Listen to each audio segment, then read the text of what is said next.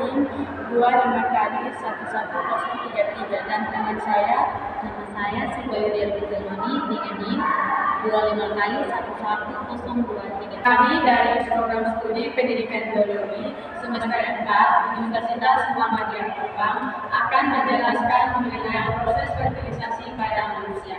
Berikut adalah penjelasan mengenai proses fertilisasi pada manusia. Bagaimanakah proses pembuahan atau fertilisasi itu terjadi? Mari kita simak video berikut ini. Sebelum proses pembuahan berlangsung, harus terjadi ovulasi terlebih dahulu.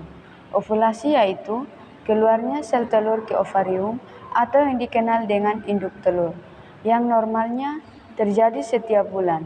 Di dalam ovarium wanita ada banyak sel telur, namun dalam setiap bulannya ada satu sel telur yang berada di dalam sebuah kantong yang dikenal dengan podikal, yang dipersiapkan untuk menjadi matang. Setelah matang, sel telur akan keluar dari podikal sehingga terjadi ovulasi. Sel telur berada di dalam tuba Fallopi dan perlahan menuju rahim.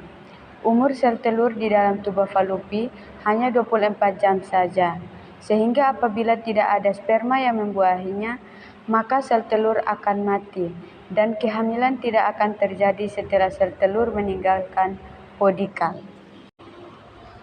Podikal dalam ovarium kemudian berkembang menjadi corpus luteum.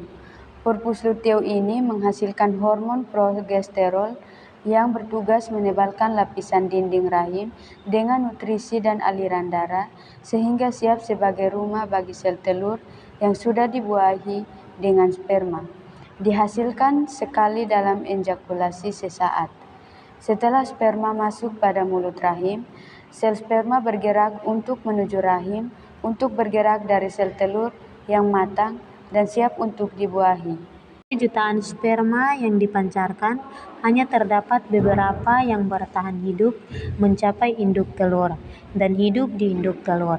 Sperma kemudian mempenetrasi ke dalam sel dinding telur, kemudian mengkombinasikan materi genetiknya dengan sel telur, dengan proses disebut pembuahan.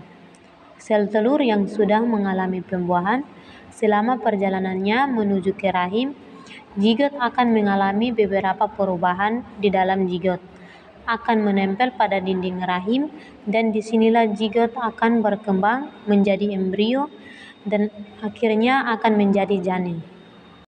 Sekian dari penjelasan kami, semoga bermanfaat.